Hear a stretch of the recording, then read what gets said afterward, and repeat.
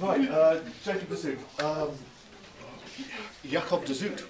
It's behind you, yeah. It's behind me. This is my book.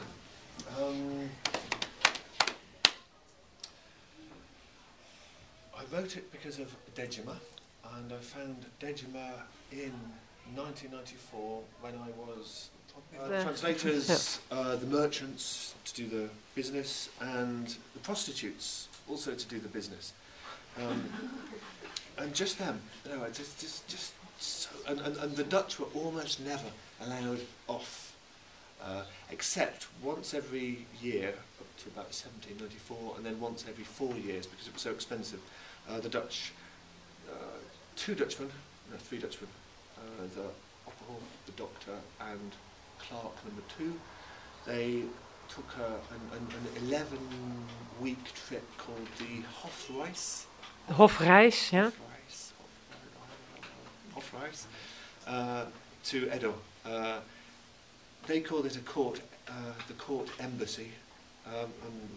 For the Dutch it was an ambassadorial sort of visit. For the Japanese it was sort of the Dutch came to bow and kind of kiss the floor in front of the shogun and then to leave. Those Dutchmen for 2.5 centuries were the only white people ever to see the inside of Japan. Cool, huh? I think that's really cool. Awesome. By the end of the 18th century, the VOC, I wanted Dejima, and because I wanted Dejima, I had to be in Japan, which was okay because I lived there for 8 years, and my wife's in Japan, and I sort of have roots in the culture. And it had to be the Dutch, which was much more. What do I know about the Dutch? Nothing. Cheese. Good football team, sometimes. Which is better than England, which is a good football team almost never. God, it's so depressing. God, jeez. So I didn't know much. So it was much more intimidating to kind of try and write convincing Dutch people. So Lyd here organised a residency at an institute near Wassenaar for 6 months where I could live, and I got a bit of money to just live and work there. Priority of the novel is higher than the priority of accurate botany of trees. So with each of these anachronisms, each of these faults, you sort of weigh, okay, which is helping the novel, which is hurting it.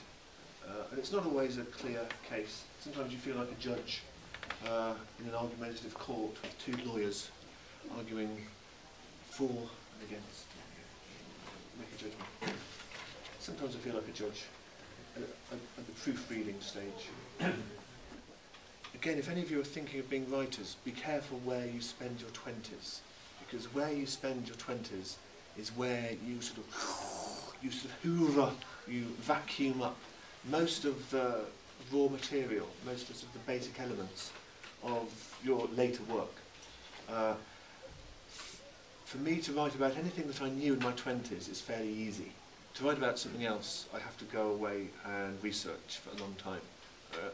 Maybe try to become familiar with other languages even. And writers are lazy. And there's a natural sort of, I want to write something I know about. So I'd spent my 20s in Japan, so that was fairly easy, but okay, got to learn about the Dutch now. Here we go. Yeah, so that's sort of my answer to your question. Okay. Have I answered your question? Well, not really. Not really. Go on. So is it just because you were fascinated about Dejima and about the Dutch people that you wrote this book? Or did you have other Dejima itself, really, that was the stem cell. Stem cell? Stem cell, stem. That's sort of the stem cell that grew into my baby, beautiful baby. Okay.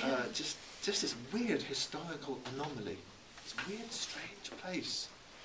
There isn't really a Dejima anywhere else. Sort of, with the other British and the Dutch, the trading forts, sort of the relationship, especially after 1800, especially when we had guns and Asian countries didn't, really kind of muskets,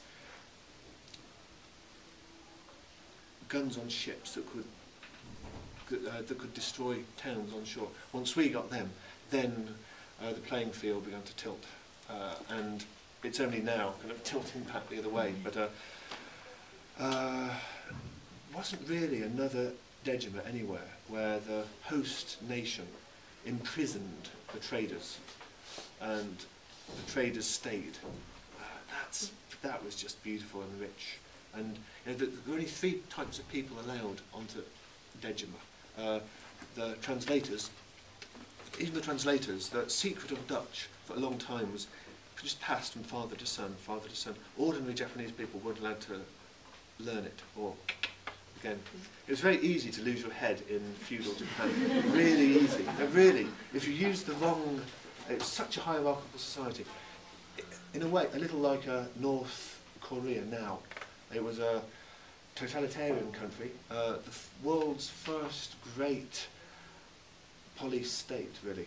If you get this, if you used the wrong verb ending, you could lose your head. Okay. So the translators were very, very powerful. Yeah, language is power. You worked this out. So you Dutch became great linguists quite early on. If you have the language, you can do the trade. Do the trade, you get the money. Do the money, you get the power. It's that direct. And this is why your state now spends millions and millions of euro educating you in English. It's not fair, but English has become the global language, and you need it for your futures.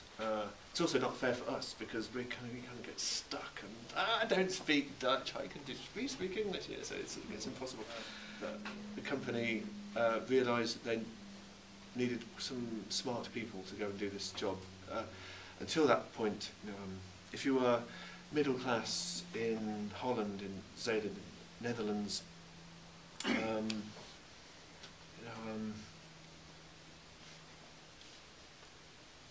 you wouldn't go out east. You had about a 4 in 10 chance of dying, usually of malaria, usually within about a month of arriving at Batavia, because you had no immunity and no medicine. So you were just, it was your white blood cells against all of that jungle. Now, you had about a 4 in 10 chance, not very good really. A 6 in 10 chance of maybe making some money and coming back and climbing up in society here. If you were already halfway up, it was too dangerous, so you didn't go. So your empire was staffed by hooligans, by workers who had no hope here. That's why you took this dangerous gamble out east. Towards the end of the 18th century, this is beginning to change, and the Enlightenment was happening, and people were becoming really interested in it.